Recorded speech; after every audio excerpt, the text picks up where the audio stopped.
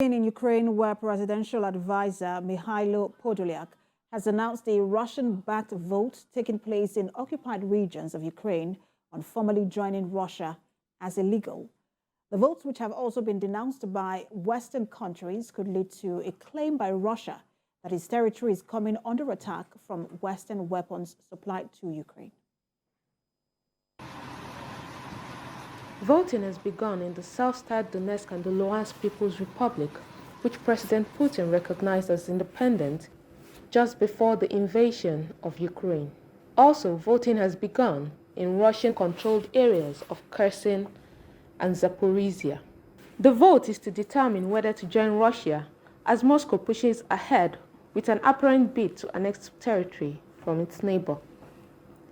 The vote involves 4 regions of Ukraine in which Russia has gained ground during its invasion.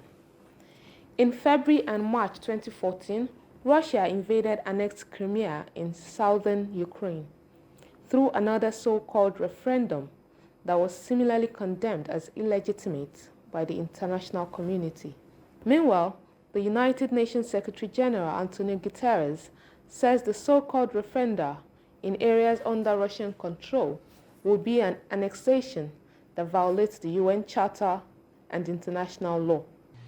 Ending impunity for international crimes is fundamental. In all this, the International Criminal Court plays an important role to ensure effective accountability. The prosecutor of the court has opened an investigation into the situation in Ukraine. Full cooperation with the court by all parties is essential. We're now at the stage of continuing forensic, objective and impartial, sometimes very painstaking work to grapple with the facts, to separate truth from fiction, and to build a picture of what actually happened. In May, we made the largest field deployment that the ICC has seen. And since May, we have had a permanent field presence in Ukraine.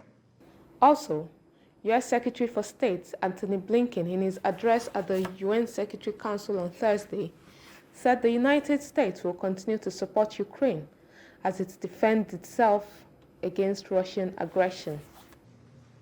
Violently uprooting thousands of Ukrainians, bus in Russians to replace them, call a vote, manipulate the results to show near unanimous support for joining the Russian Federation, and for that matter, every member of the United Nations, reject these sham referenda and unequivocally declare that all Ukrainian territory is and will remain part of Ukraine.